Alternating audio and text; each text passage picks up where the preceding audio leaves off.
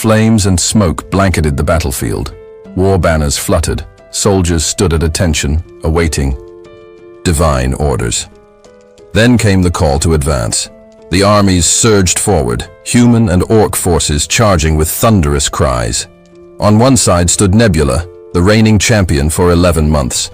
On the other, Hegemony, his most dangerous rival yet. Each player's strategy had sculpted their people. Nebula's humans had progressed rapidly through technology, already deploying cannons and firearms. In contrast, Hegemony's orcs had taken a mystical path, empowering themselves through magic and sheer numbers. While it seemed the technologically superior humans should have the upper hand, the orcs' battle mages proved surprisingly effective, stopping cannon fire with arcane defenses. But Nebula had no intention of ending it there. His next move would change everything. Air power. A fleet of flying machines, armed and ready, soared into the skies, designed to wipe the enemy from the face of the world. Hegemony, however, was not so easily shaken. With a few swift inputs, he summoned a countermeasure from his magical arsenal. Thunder split the sky as bolts of lightning rained down, vaporizing aircraft in midair. Each skirmish was like a calculated chess move, demanding not just power, but foresight.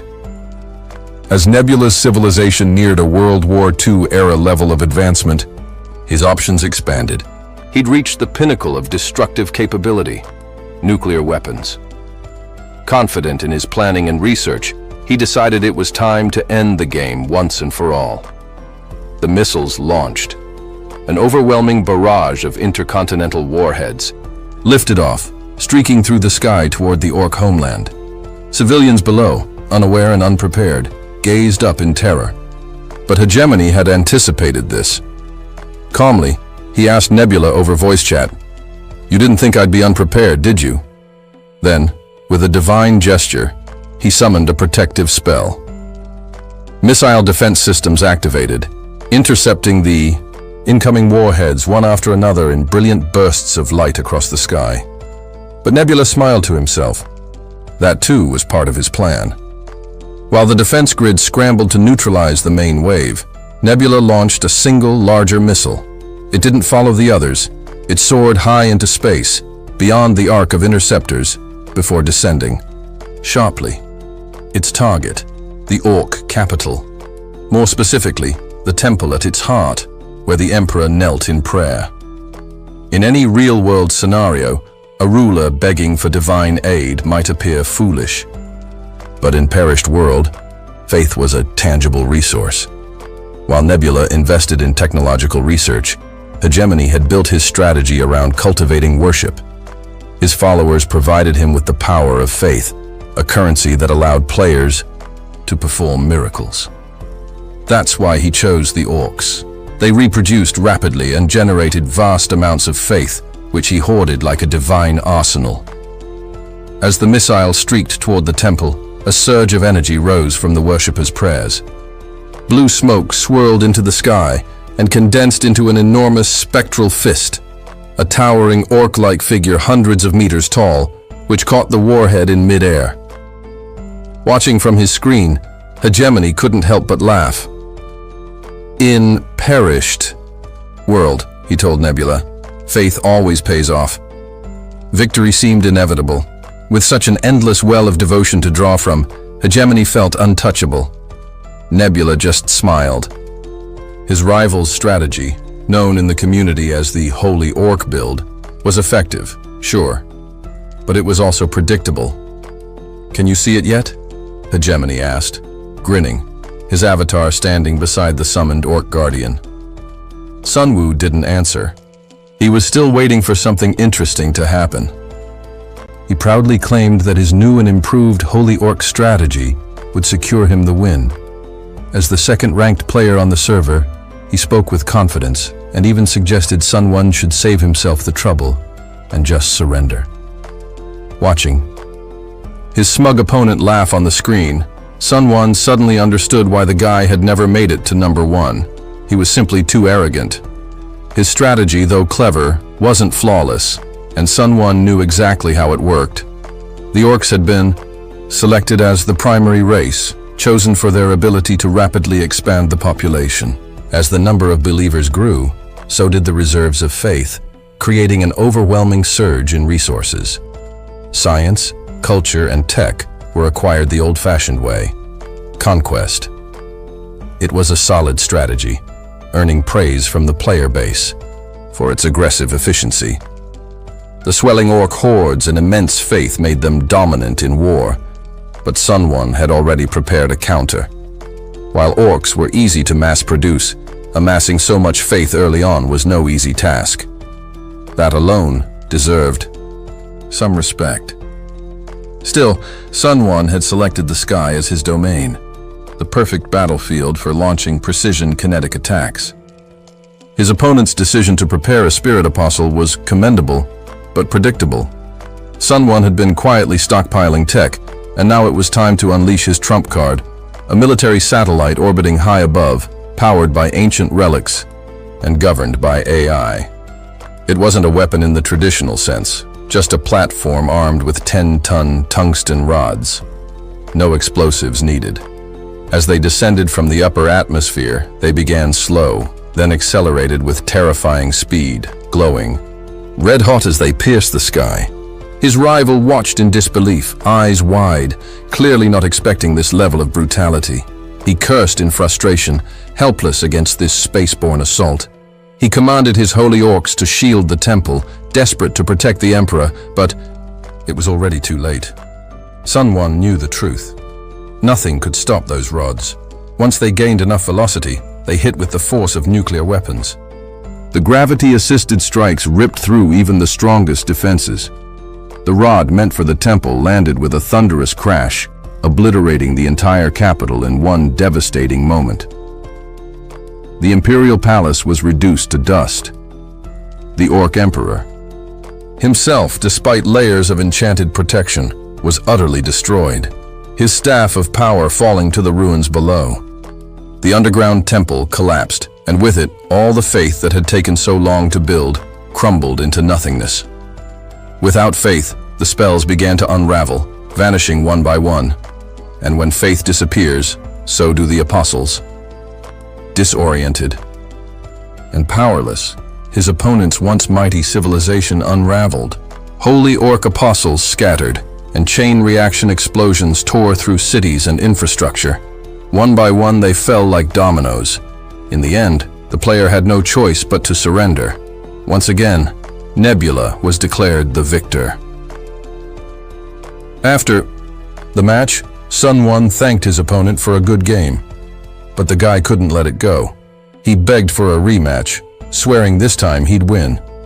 Request after request popped up on Sun One's monitor, but he just shook his head and logged out. He couldn't understand why his rival dragged it out for so long. Maybe he thought he had a hidden ace, but if he did, it never showed. Still, the win meant something. Sun One had officially completed the 12-month achievement of staying ranked a 1. Just as he was about to get some well-earned rest, a sudden notification appeared.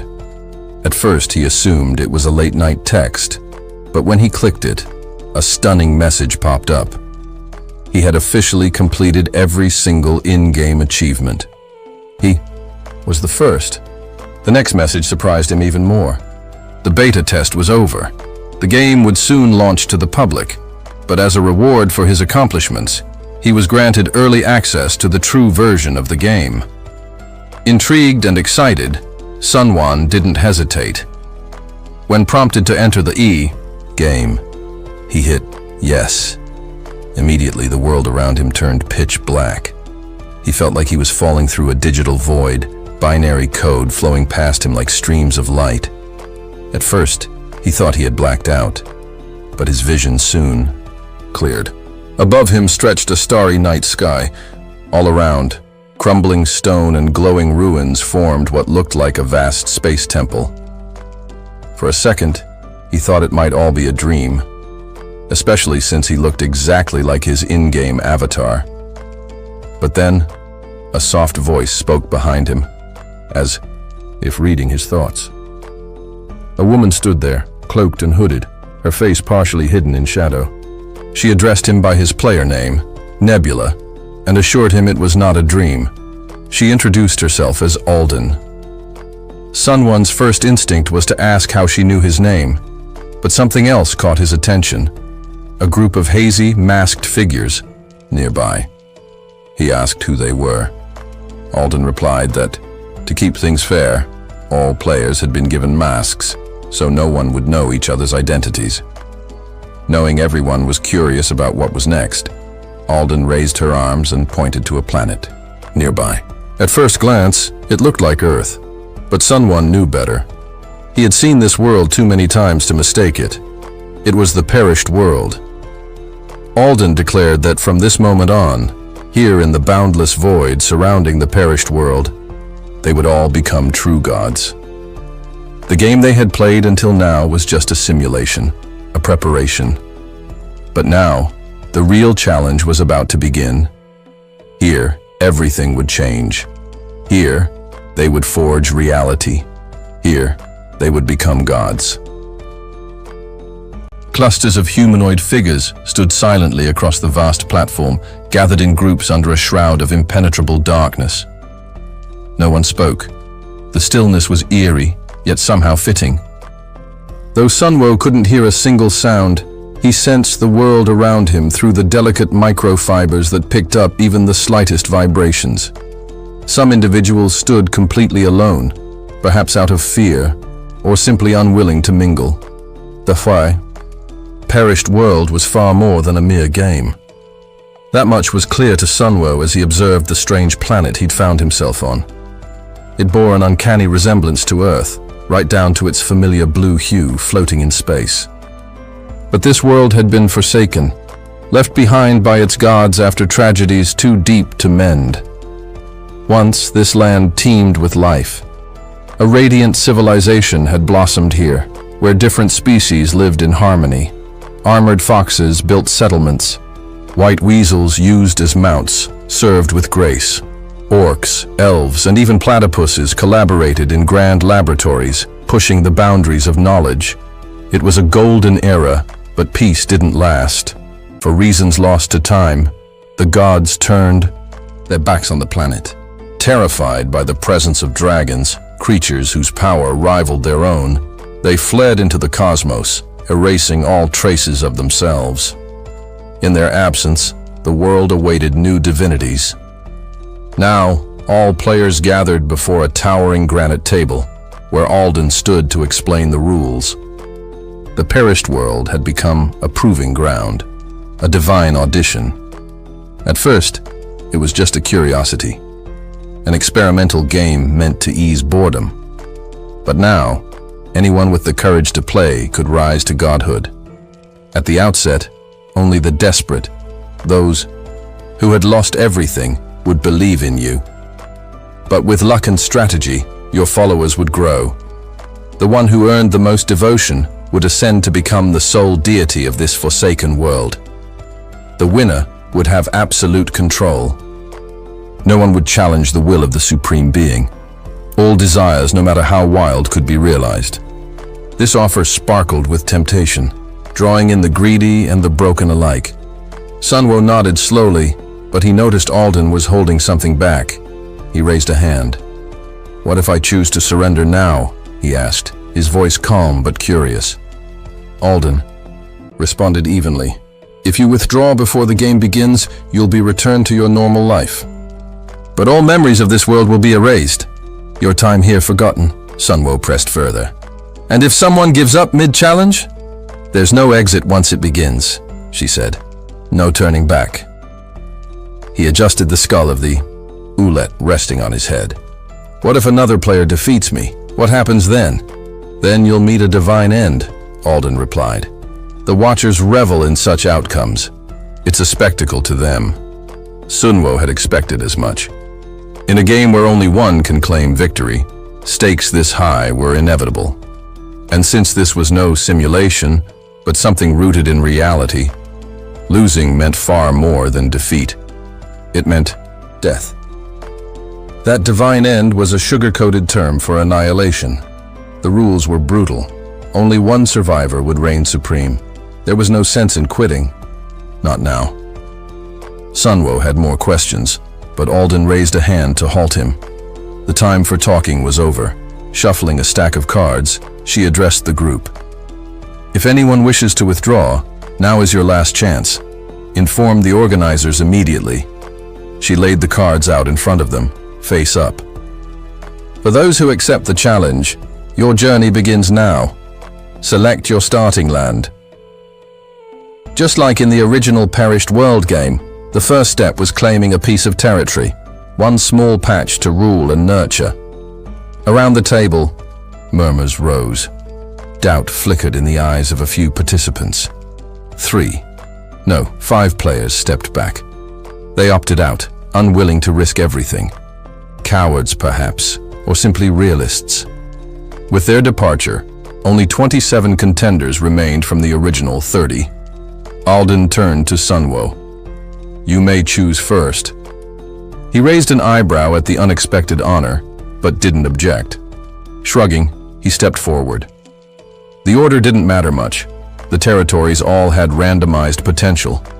It was luck and management that would decide their value. He picked the first card that caught his eye. Its blue back shimmered as he flipped it over. Instantly, a glowing circle of runes illuminated the ground beneath his feet. Without warning, the spell activated, teleporting him to the selected location. Once there, a new decision awaited. The choice of his first species and tribe to rule. The game had truly begun. The planet was stunning. Each continent carried its own charm, whether viewed separately or as part of the whole. The third continent, the largest of them all, lacked the natural wealth of the first and didn't enjoy the gentle weather of the second. Instead, it was a land marked by diversity, home to strange creatures, powerful monsters, and ancient ruins brimming with mysterious abilities. These ruins could shift the balance of power depending on how wisely they were used. Tools of fortune or downfall. Sunwo began his task by analyzing the new land he had been assigned. The region was a peninsula on the eastern edge of the third continent. A serene river flowed nearby, cutting through lush woods nestled in the hills. Frogs rested quietly in the water, their green skin barely rippling the surface. One of them, eyes locked on a fluttering blue butterfly, seemed ready to pounce. But the insect wasn't the target. Instead, the frog dove beneath the water and with agile hands snatched a large fish, its dinner. This was no ordinary frog, though. It was a frogman, a sentient being of this world. It held the fish high, triumphant, as another frogman shouted in celebration. Tonight, they would eat well. The butterfly, a new sight in these parts, was ignored, dismissed as a tasteless nuisance.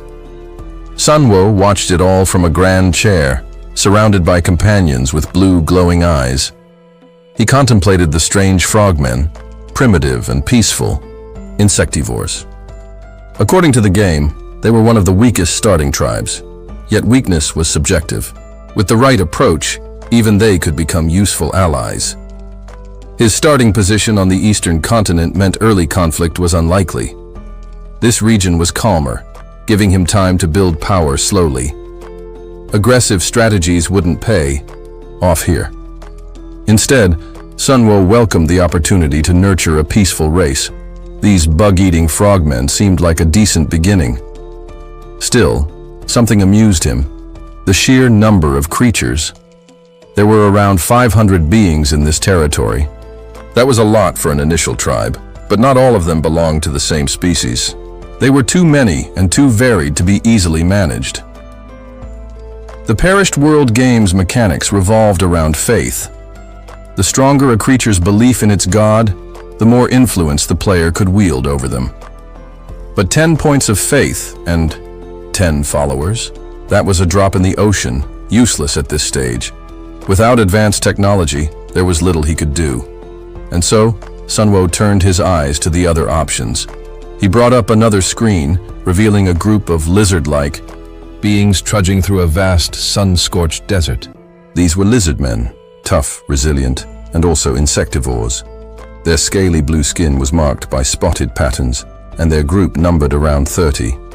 It wasn't enough to form a strong tribe, but they looked hardy, born survivors of the wastelands. However, their numbers had clearly taken a hit. Among them were the elderly, the sick, and a gravely wounded lizardman who could barely keep up. He dragged himself at the back of the group, his body broken and spirit crushed. Whether cast down during a power struggle, or simply the victim of cruel chance, he had clearly fallen from grace. But to Sunwo, this miserable figure wasn't a liability. He was an opportunity. Someone abandoned, desperate, and hopeless, was ripe for belief. If the lizard man longed for justice, redemption, or power, even a glimmer of divine intervention would push him toward faith. In pain and anger, he might even welcome a god, or a devil. Even though this lizard man was weak, his suffering made him the perfect seed for belief. A fragile beginning, yes, but far better than trying to sway contented frogmen. Sunwo made his decision. His allegiance would lie with the lizardmen, specifically with the outcast clinging to life at the tail of the group. This creature would be the first spark of worship, the first to see Sunwo as his god. And that was all he needed to begin. The desert offered no mercy. Each step beneath the blazing sun drained the energy from the lizardmen, especially the weakest among them. Those too frail to keep pace drifted to the rear of the group, with one injured lizardman falling far behind. His wound, poorly healed and worsened by malnutrition, throbbed with each step, his movements sluggish and labored. The entire group was barely hanging on, thin, exhausted, and gaunt. Their ribs protruded visibly, and even the strongest among them struggled to find prey in the lifeless terrain. The desert held little more than scattered birds and the occasional scurrying beast. Suddenly, a shout rose from the group. "Look! A gazelle!" Eyes widened with disbelief. It seemed too good to be true. But sure enough, ahead of them lay a wounded gazelle, its legs shattered and escape impossible. The lizardmen surged forward in a frenzy. One animal, 30 starving mouths. They tore into the creature without hesitation. Blood splashed onto the scorching sand as teeth and claws tore through skin and muscle. It wasn't a scene for the old or the injured. Those unable to compete simply sat off to the side, too exhausted to fight for a share. The healthy devoured the meat with desperate hunger, loud chewing and slurping echoing across the dunes. In moments, the carcass was picked clean. Only bones remained, but even those held value. The marrow within was still a source of life. One young lizardman reached for a bone, intending to savor what was left, but a female named Joel gently took it from him. She scolded him lightly and reminded the others that not everyone had the strength to hunt. Gathering the remains, she carried the pile to those who had sat out the feast, the injured, the old, the forgotten. In a place as unforgiving as the desert, weakness could easily mean death. Yet here was a small gesture of mercy, a rare kindness. The starving lizardmen received the bones with wide eyes and trembling hands. Saliva dripped as they gnawed on the remains and sucked the liquid marrow from the hollow centers. It wasn't much, but it was enough to keep them breathing. Off to the side, hidden behind a rock, sat the badly wounded lizard man. He clutched a bone tightly, his hand shaking as he chewed. Flies buzzed around his infected wound, but he barely noticed. The pain was worse. His name was Rockar. In his mind, this treatment made sense. Those who hunt should feast. Those who couldn't should be grateful for scraps. The group could have left him behind days ago. They still might. As the others chewed, conversations began to stir among the healthier lizardmen. Some glanced toward Joel and whispered, questioning her choice. One of them, blunt and without empathy, voiced what others were too polite to say. Rockar was dying. Everyone could see that. The infection was spreading. He should have been dead already, and yet he persisted. What made Rockar different wasn't just his stubborn will to live. It was what he had done for them. Not long ago, when a saber-toothed predator had appeared. Out of nowhere, it was Rockar who had stood his ground while the others fled. Alone, He had faced the beast and emerged alive, though badly wounded. His bravery had saved the rest. Without him, the group would have been massacred. These lizard men weren't part of a strong tribe. They were the cast-offs, the sick, the old, the rejected. Surviving in the desert was already nearly impossible. Rockar had bought them time. That mattered, even now. Still, as food and water dwindled, desperation grew. Gratitude was fading. Some whispered of moving on without him. Others stayed silent, knowing it might soon come to that. In a world this harsh, even heroes could become burdens. In a world ruled by survival, harsh truths had to be accepted. Mercy had limits. Pouring precious resources into the weak only delayed the inevitable. Nature favored the strong, and the lizardmen knew this well. As night fell, the moon shone, bright, casting a soft glow across the land, gentle like a child's nightlight. The group gathered around some stones, choosing a spot to rest. Among them, Rakrak laid apart from the others, clutching a deep, pulsing wound. His uneasy slumber was soon interrupted by a soft fluttering near his ear. The iridescent glow of a morpho butterfly shimmered in the moonlight as it danced just above him. Annoyed, Rakrak stirred, swatting at the creature, but it didn't leave. It hovered persistently, circling his head. Its movements were deliberate, almost like it was urging him to follow. Drawn by its strange behavior, Rakrak rose quietly, trying not to wake the others. But his movements stirred them from their rest. They noticed him slipping away and watched in silence. Some assumed he was finally giving up, leaving them, relieving the group of the burden he had become.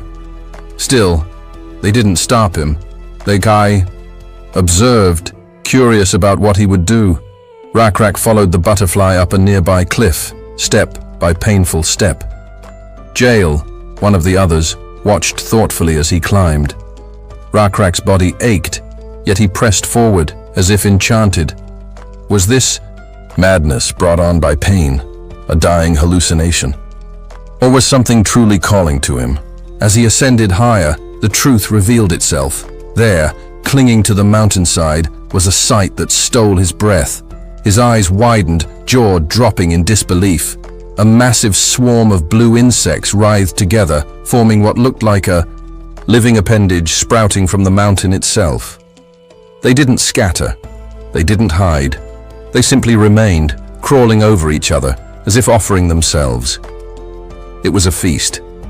Enough food to nourish the entire tribe for days. At that very moment, a system notification appeared before Sunwo, confirming what had just happened. The Lizard Man Pack 11021 had witnessed a miracle. Relief washed over him. Alden had been right. The interface mirrored the one from Perished World. But here, it was real. Through faith points, he could now summon and control insects, not just as a game mechanic, but through divine will. The lizardmen stared in awe. This was no coincidence. This was providence. Sunwo, hidden behind his mask, exhaled a quiet, "Thank God." The first step had worked. The miracle was real, and it was enough. The swarm of bugs had answered their need. Now it was time to ensure that more would come. Nebula's next phase was already in motion. Different beetle swarms would appear regularly, near the tribe, sustaining them. Rakrak, filled with reverence, looked to the butterfly and spoke aloud, as though it were the orchestrator of this miracle. The others soon joined him, bowing their heads not just in thanks, but in recognition. Beings of high willpower could handle survival alone. Yes, but what use was pride when divinity itself offered salvation? Repeated miracles bred belief. Slowly, the lizard men began to associate these blessings with something greater, a force, a god. And so, the tribe gave it a name, the Beetle God. Sunwo chuckled silently. A beetle? Why not the butterfly? The name felt absurd. But then again, gods never started with perfect names. As civilizations evolved, So too did the titles of their deities. What mattered now was that belief had taken root. His presence had been felt, if not fully understood. This tribe, primitive yet devout, would become central to Nebula's future. Everything depended on how the next miracle unfolded, and at the center of it all stood Rakrak, the wounded protector, now chosen. By fate, or perhaps by the beetle god himself. A strange blue butterfly seemed to shadow their every step, fluttering ahead of the tribe no matter where they went. Rakra couldn't stop staring after it. Its movement stirred something in him. He was starting to see visions again. This time, he felt he shouldn't ignore them. While the others celebrated the sudden appearance of a swarm of insects, rejoicing at the gift of food, Rakra remained cautious. The bugs had arrived mysteriously, without any sign or warning, and something about that unsettled him. Rakra, are you going to chase after your hallucinations again? The lizard man at his side asked, half teasing, half worried. Winter loomed on the horizon, but curiously, the insects were coming from colder regions, a warning sign in itself. If the tribe followed that trail, they'd be heading toward frost and death. Cold was deadly for their kind. Though they had developed ways to endure winter, they were still descended from cold-blooded ancestors. In frigid weather, their movements slowed, food grew scarce, and they could only travel by daylight. Many didn't survive such conditions. The smart decision would have been to ignore the illusions and turn in a safer direction, especially for the sake of the sick and elderly. Yet Rakra believed there had to be a reason behind what he was seeing.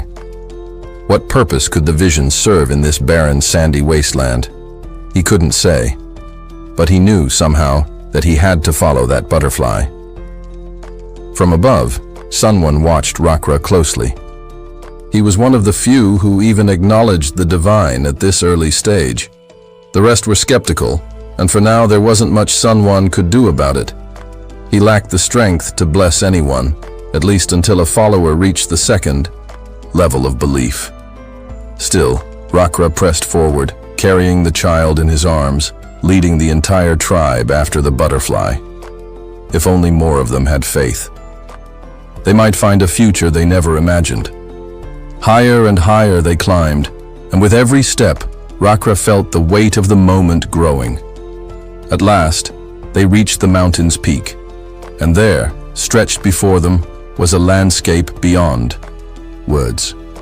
The child in Rakra's arms squirmed with excitement, eager to explore. "Listen up, everyone!" the lizard man shouted. "The nameless bug god has brought us to a sacred land." It felt like a dream. Where once was desert, now there were green bushes and clear signs of life. At the hill's base, a spring gushed from the rocks.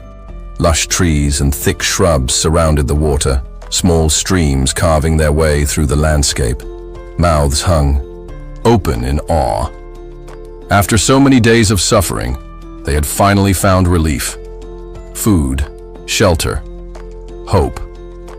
The entire pack broke out into cheers, celebrating the miracle. Sun One smiled to himself. Notifications flickered before his eyes. His divine rank had increased. The realm of the small beetle had reached the second level. It seemed minor, but now it meant he could bestow blessings. The protagonist, Sun One, spoke, though only Rakra could feel his words. "Let me grant you strength. Let me speak through you. Be my priest," the voice said. A soft glow surrounded Rakra. Power surged into him. Though no one saw it, someone felt it. Night came quickly. The tribe divided their tasks. Hunters brought back food. Others set up camp, while the rest prepared a meal. Cooked meat brought warmth to their bellies, and for the first time in weeks, they went to sleep in peace. The fireflies danced over the camp. One beetle, bold and unafraid, flew up to Rakra and perched on his shoulder.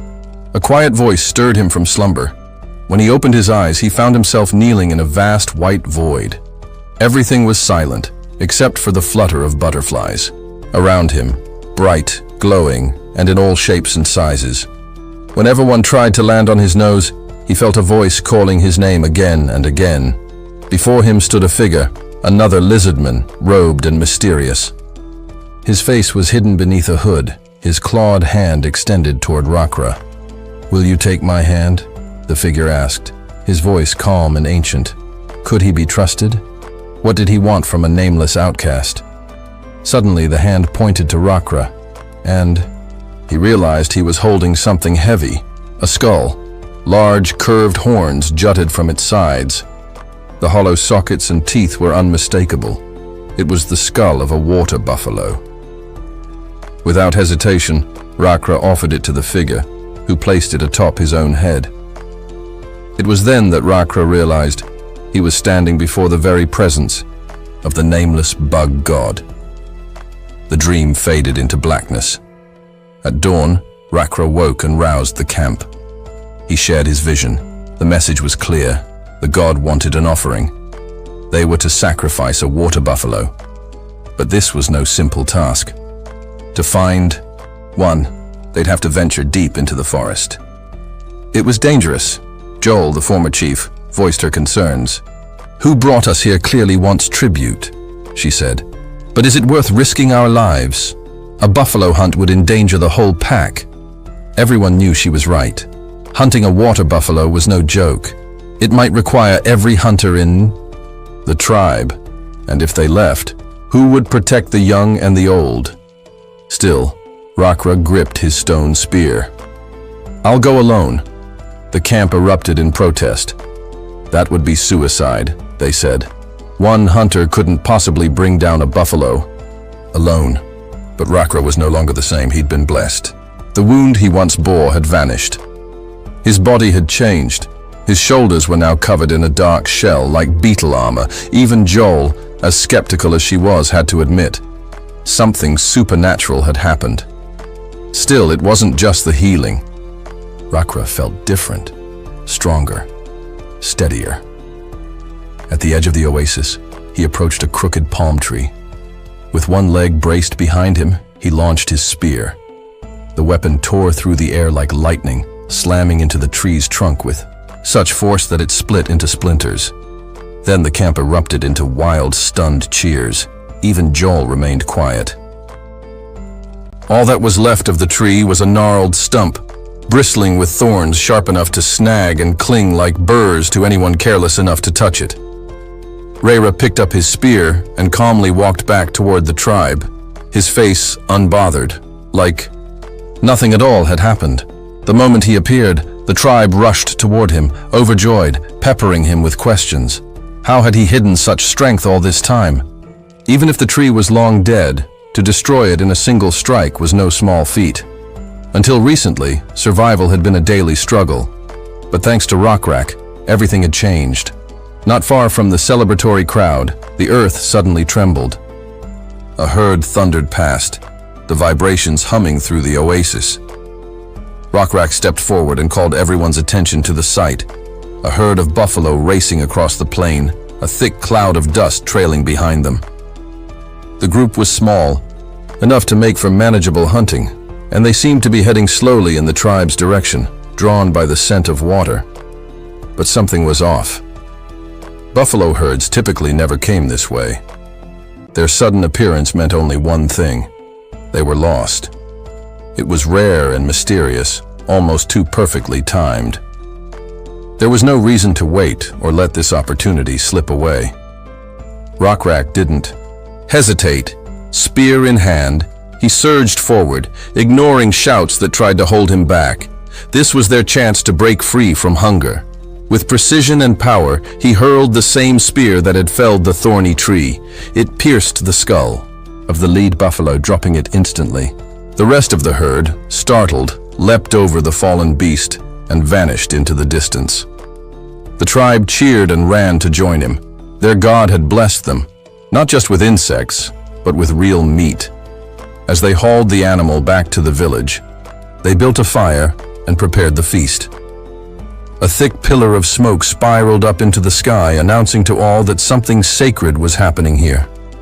In the center of the settlement, where bones had piled high over time, skulls of water buffalo hung solemnly, red streaks of blood trickling from their heads. This was the tribe's altar. And on this day, Rokrak, the priest chosen by the god, knelt in reverence and offered up their thanks. It wasn't about ritual perfection. Their prayer was simple. May the god accept their humble offering. Around him, the tribe bowed their heads, repeating his plea. Their ceremony was rough and unrefined, but the sincerity behind it mattered far more than polish. The god, Sun One, recognized that. And in return, the faith they poured into the act exceeded even the priest's expectations.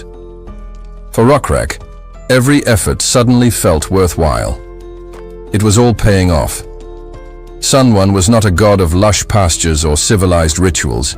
He was a wilderness god. If grass could not be created, then it could be destroyed to change nature's course. That was how the buffalo had been lured here.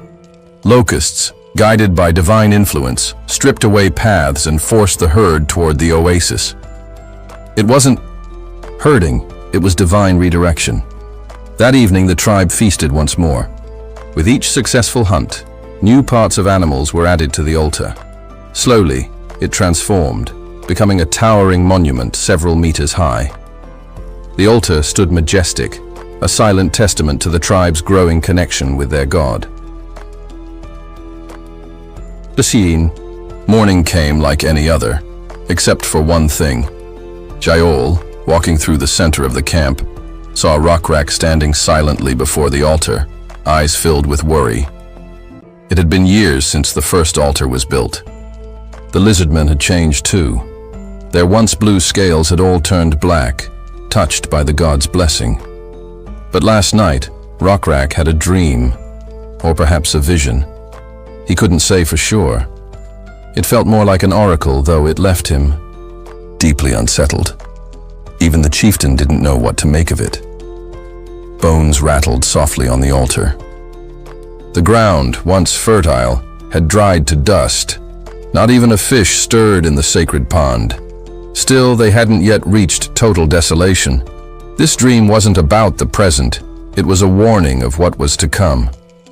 The old chief believed the god would protect them.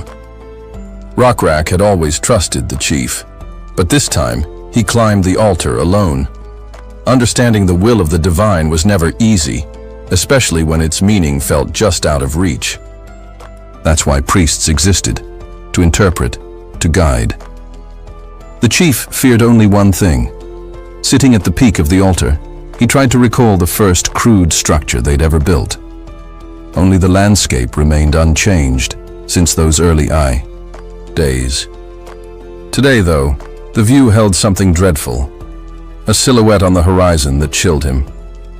It was then that he called Yahello to his side, asking for her insight.